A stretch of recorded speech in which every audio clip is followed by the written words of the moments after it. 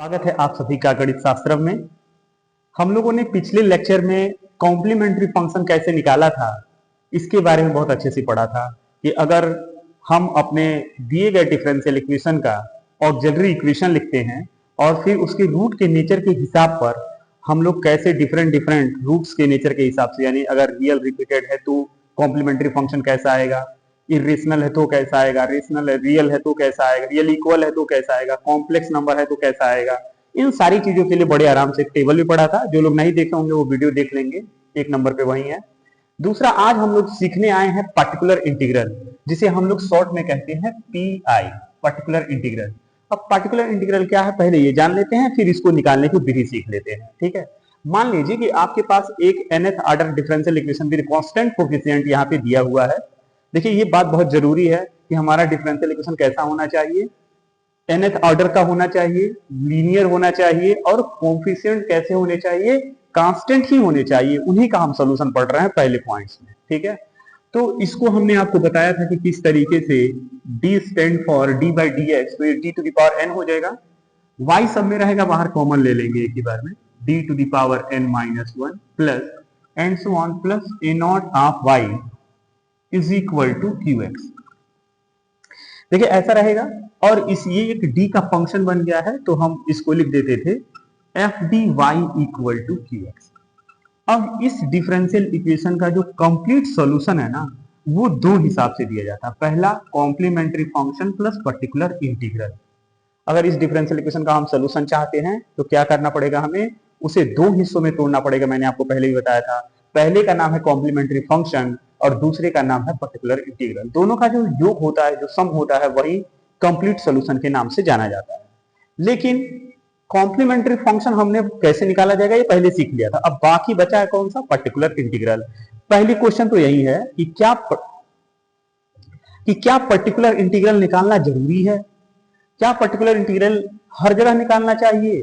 तो इसके बारे में अगर आपको कोई कंफ्यूजन है, मैं ये कंफ्यूजन आपको दूर करता हूं। देखिए, अगर हमारे पास ये डिफरेंशियल इक्वेशन दिया है एफ टी वाई बराबर क्यू, तो इसके दो रूप होंगे। पहला, अगर मान लीजिए कि यहाँ पे जो क्यू एक्स है वो जीरो के बराबर है, और दूसरा हो सकता है कि क्यू एक्स जीरो के बराबर ना हो।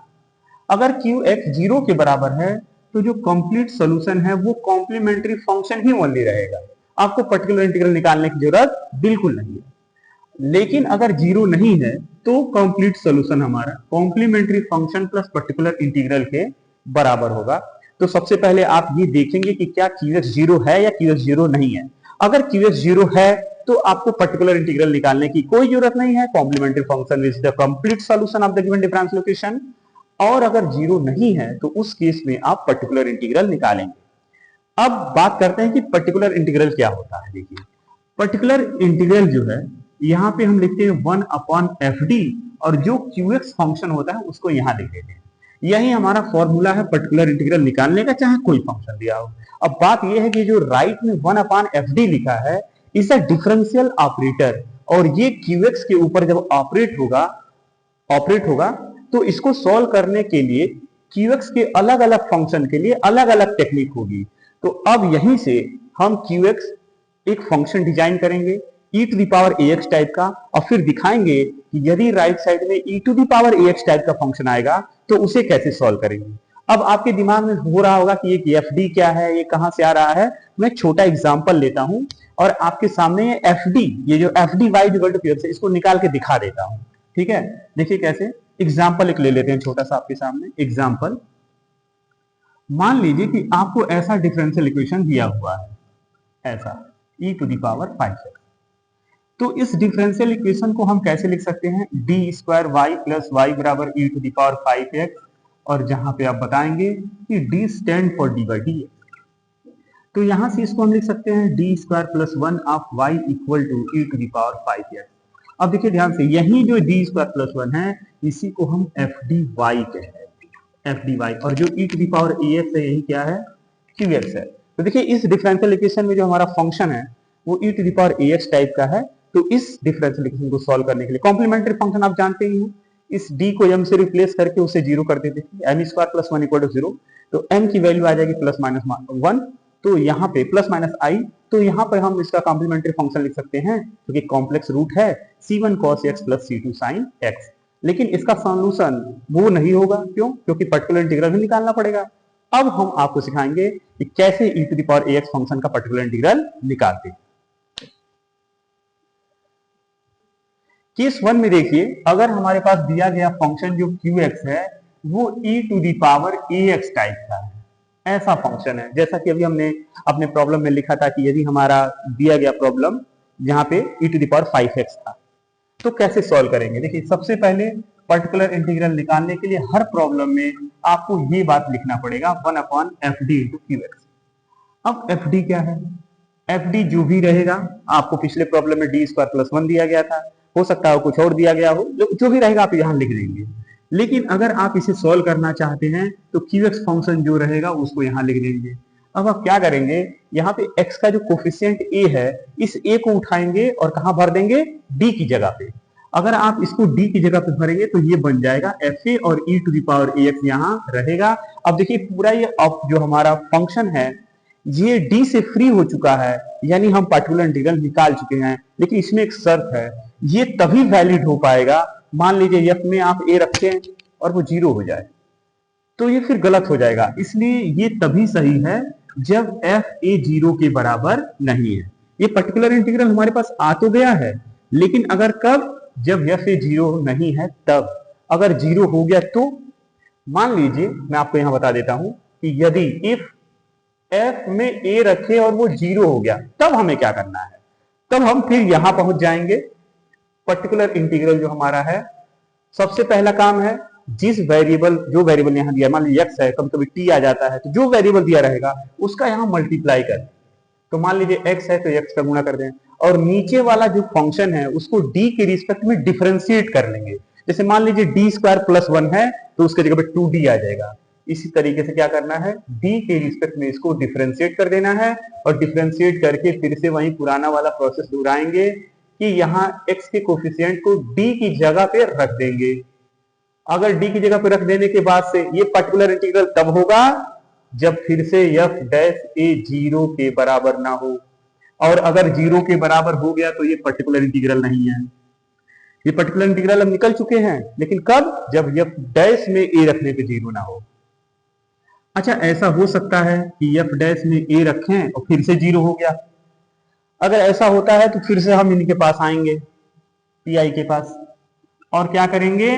पुराने प्रोसेस को फिर से रिपीट करेंगे। x को फिर से यहाँ एक बार और मल्टीप्लाई कर देंगे तो x स्क्वायर हो जाएगा। इनको d के रिस्पेक्ट में एक बार और डिफरेंशिएट कर देंगे तो ये f डबल डैश d हो जाएंगे। और फिर से अगले स्टेप में हम इस d के जगह पे a रखेंगे। अगर ये a 0 नहीं होता है, f double dash a not equal to 0, तो ये हमारा पी है, और अगर 0 हो गया तो ये पी नहीं है। अगर 0 हो गया तो फिर कंटिन्यू करेंगे इसी प्रोसेस को, कंटिन्यू दिस वे, तो आप फिर से यहाँ x का गुणा करेंगे, इनको डिफरेंशिएट करेंगे। ये प्रोसेस चलता रहेगा और एक समय पे समाप्त हो जाएगा। क्यों? क्योंकि जो भी fd आपको दिया रहेगा यहाँ पे, ये fd एक पॉलिनोमियल होगा।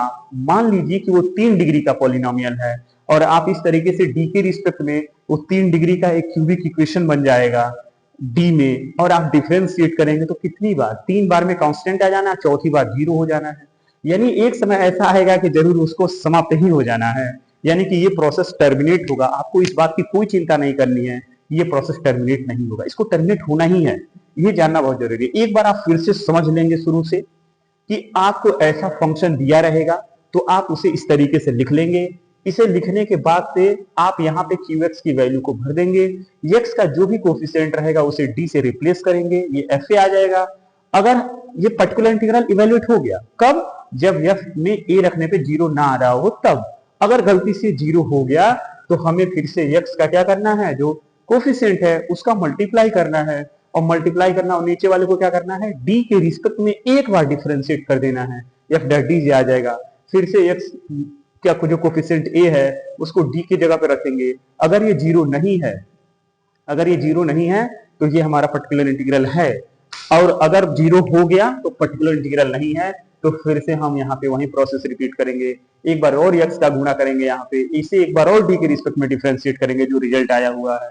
तब हमारे पास ये पीआई मिल जाएगा कंटिन्यू दिस वे, इसलिए से हम कंटिन्यू करते रहेंगे। ठीक है, तो ये हमारा रहा प्रोसेस, आप बड़े ध्यान से समझ लीजिए और फिर इस पे हम कराते हैं एक एग्जाम्पल ताकि आपको क्लियर हो जाए। तो देखिए एक क्वेश्चन दिया गया है आपको यहाँ पे कि सॉल्व दिस डिफरेंशियल इक्वेशन। बड़े आराम से सबसे पहला हमारा काम होता है, जैसे सब बाजार में सब्जी खरीदने जाते हो तो सब्जी अच्छी पहचान नहीं करोगे तो फिर क्या है, सड़ा हुआ सब्जी घर लेके चले जाओगे, मम्मी बहुत कूटेंगी, तो उसे बढ़िया पहचानो। वही हाल क्वेश्चन का है। यहाँ पे आप पहले ध्यान देंगे किस टाइप का फंक्शन है। देखिए आप देखेंगे सेकंड ऑर्डर का linear differential equation with constant coefficient है और राइट साइड में जो फंक्शन है वो e to the power ax type का है, यानी इसका पार्टिकुलर इंटीग्रल और कॉम्प्लीमेंट्री फंक्शन दोनों ही निकालना हम लोग सीख लिए हैं, बड़े आराम से हम कर सकते हैं। ठीक है, सबसे पहले आप क्या लिखेंगे, गिवन दैट।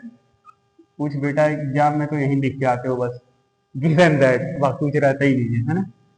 तो यहाँ से हम इसको लिख सकते हैं d2y upon dx square plus 6dy by dx plus 9y equal to 5e to the power 3x। फिर इसको हम लिख सकते हैं D square plus 6d plus 9 और सब में से y बाहर कॉमन ले लेते हैं 5e to the power 3x। यहाँ आने के बाद से हम लिखते हैं ऑक्सिलरी इक्वेशन इज, क्या सिखाए थे कि जो यहाँ d है वहां पे क्या भर देंगे, m भर देंगे, तो m square plus 6m plus 9 बराबर 0। अब देखिए एक्चुअली ये क्या लिखा हुआ है, m प्लस 3 का होल स्क्वायर। आप चेक करिए, A square plus 2ab plus B square, यानी कि ये क्या बन गया है, m की वैल्यू बराबर -3। तो ये रूट का नेचर आपको पता करना था। रूट देखिए कहता है, ये रूट जो है वो रियल और इक्वल है। तो हमने आपको बताया था कि अगर रूट रियल और इक्वल हो तो ये हमारा केस नंबर 2 है, c1 plus c2x e to the power m1x, यही था। देखिए जितनी बार रिपीट करेगा उससे एक कम x तक जाएंगे, और e to the power m1 लिखो चाहे m2 लिखो दोनों ही बराबर है, तो हमने लिख दिया इसको। अब हमारा आता है particular integral 1 upon F D into Q X. अब ध्यान दीजिए एफ डी की वैल्यू क्या है, एफ डी देखिए यहाँ से क्या है, इन्हें ही हम लोग एफ डी कहते हैं। डी स्क्वायर फिक्स डिपॉजिट वाला नहीं, डिफरेंशियल इक्वेशन का operator F D, D square plus 6d plus 9, और क्यू एक्स की जो वैल्यू है वो 5e to the power 3x है। और यहाँ से हम क्या करेंगे, देखिए मैंने आपको सिखाया था इस 3 को उठाएंगे और इनकी जगह पे भर देंगे। तो यहाँ पे 5e to the power 3x अपनी जगह पे हैं और यहाँ भर देते हैं, तो 3 स्क्वायर प्लस 6 इंटू 3 और प्लस 9। तो यहाँ से देखिए 1 अपॉन 3 3 जा 9, 6 3 जा 18 और plus 9, 5e to the power 3। अब आप इसे ऐड करेंगे तो 5e to the power 3x upon 36। हमने आपको सिखाया था कि जो कंप्लीट सॉल्यूशन होता है वो complementary function plus particular integral के बराबर होता है। तो कॉम्प्लीमेंट्री फंक्शन क्या है, y of x। Complementary function देखिए यहाँ लिखा हुआ है c1 plus c2x into E to the power -3x, और यहाँ से पर्टिकुलर इंटीग्रल छाप दीजिए 5e to the power 3x और अपॉन 36। तो देखिए कितने बढ़िया से यहाँ पे हमारा सोल्यूशन निकल के आ गया है। यही आपका जो है वो इस दिए गए डिफरेंशियल इक्वेशन का सॉल्यूशन है। तो आप इस तरीके से अगर आपको फंक्शन दिया जाता है e to the power fx, e to the power mx या ax, तो आप ऐसे आराम से सॉल्व कर सकते हैं। और देखिए बहुत ही सिस्टमेटिक वे में लिखना होता है आपको। देखिए मैंने पी आई लिखा है तो एकदम इक्वल टू सब अलाइनमेंट ऑपरेटर से सही है। और देखिए यहाँ पे जब आंसर खत्म होता है तो आप यहाँ फुल स्टॉप लगा देंगे, ऑक्सिलरी इक्वेशन यहाँ इस तरीके से दे देंगे। पूरा स्टेप अगर आप अच्छे से करते हैं तो फिर इसमें मैथमेटिक्स में नंबर नहीं कटता है। ठीक है, आप आराम से पास हो सकते हैं। अब अभी क्या करते हैं, ये एग्जाम्पल हो गया। इसके बाद मैं एक ऐसा एग्जाम्पल देता हूँ जहां पे ये एफ डी किसके बराबर हो जाए कि उसमें ए रखने पे 0 हो जाए। मैं ऐसा एग्जाम्पल आपके सामने पेश कर रहा हूँ जहां पे 0 हो जाएगा, केस फील कर जाएगा, फिर हम कैसे सॉल्व करेंगे वो अगले एग्जाम्पल में आपको दिखाते हैं। देखिए अब यहाँ पे एक हमने प्रॉब्लम लिया है D cube Y upon D X cube minus Y is equal to E to the power X. तो फिर इसको कैसे सॉल्व करेंगे, देखिए यहाँ पे क्या है, गिवन दैट अब गिवन दैट के बाद क्या करेंगे, लिख देंगे D cube Y upon D X cube minus Y is equal to E to the power X. फिर इसको हम लोग कैसे लिखना सिखाए थे आपको, D cube minus 1 of Y is equal to E to the power X. ठीक है। अब यहाँ से auxiliary equation is M cube minus one equal to 0। तो यहाँ से हम इसको लिख सकते हैं m minus one into M square plus M plus one बराबर 0। आप पढ़े होंगे ए क्यू माइनस बी बराबर A minus B into A square plus A B plus B square, वही फॉर्मूला हमने यूज किया है। तो यहाँ से हमें रूट 3 मिलेंगे। एक m की वैल्यू, ये जब 0 करेंगे तो 1, और इनको अगर हम 0 करें तो minus B plus minus B square, इसको लिख देते हैं, आपको कंफ्यूजन हो सकता है। तो M square plus M plus one बराबर 0। तो यहाँ से आ जाएगा m is equal to minus B plus minus B square minus 4ac under root upon 2a। इसको सॉल्व करेंगे तो m की वैल्यू जो है, पहला यहाँ से क्या मिला हुआ है 1, तो यहाँ से क्या मिल जाएगा minus one plus minus root 3i by 2। तो देखिए कॉम्प्लेक्स रूट आ गया और एक रियल आ गया, तो इसका कॉम्प्लीमेंट्री फंक्शन हमने लिखना आपको सिखाया ही था, c1 e to the power x, और प्लस यहाँ से क्या आ जाएगा c2 sine c2 cos beta x, beta की जगह पे क्या है root 3 by 2 x plus c3 sine अल बीटा x और into e to the power alpha x, यानी कि माइनस 1 बाई 2x। देखिए कॉम्प्लीमेंट्री फंक्शन हो गया यहाँ बड़े आराम से। ये रूट 3 बाई 2 लिख देंगे तो बीटा का मान हो जाएगा, और यल से भाग दे देंगे 1 बाई 2 तो ये अल्फा का मान हो जाएगा। तो आप बड़े आराम से इसे लिख सकते हैं। अब हमारा जो मेन टास्क था पर्टिकुलर इंटीग्रल इवेल्युएट करने का, वो 1 upon F D into Q X. F D की वैल्यू यहाँ पे क्या है D cube minus one into E to the power X. देखिए यहाँ पे एक्स का जो कोफिशियंट है वो 1 है। अगर हम गलती से उस 1 को उठा करके यहाँ रखें तो 1 माइनस 1 हो जाएगा, यानी 0, केस फेल हो जाएगा। ठीक है, तो अगर आप गलती से यहाँ रख दिए तो देखिए आप, ये हो गया 1 अपॉन 0 यानी केस फेल, तो नहीं लिखेंगे, इस x का यहाँ गुणा कर देंगे और इसको एक बार d के रिस्पेक्ट में डिफरेंशिएट कर देंगे। देखिए बड़े आराम से ऐसा आ जाएगा। तो यहाँ पे अब ये आ गया है x upon 3 D square into E to the power x। अच्छा ध्यान दीजिए, दोबारा क्यों बता रहा है, 1 upon D square, 1 upon D का मतलब होता है एक बार इंटीग्रेशन, और 1 अपॉन डी स्क्वायर का मतलब होता है 2 बार इंटीग्रेशन। अब कितने मजे की बात है, आप चाहे इस फंक्शन को 2 बार डिफरेंशिएट करो चाहे 2000 बार डिफरेंशिएट करो, बेटा तुम्हारे जैसे है, बदलने वाला नहीं है ना। तो ये e के पावर x ही बना रहेगा। तो हम लिख देते हैं x इंटू ई के पावर x। फिर कोई कहेगा कि अच्छा आप तो पहले पढ़ाए थे कि x का कोफिशिएंट डी की जगह पर रख दीजिए, बेटा रख लो, x का कोफिशिएंट डी की जगह पर रख लो, कितना आएगा 1, कितना आएगा x by 3 E to the power x, same to same है। तो चाहे जिस तरीके से जाना है काम जो है वो कर दीजिए, बात खत्म।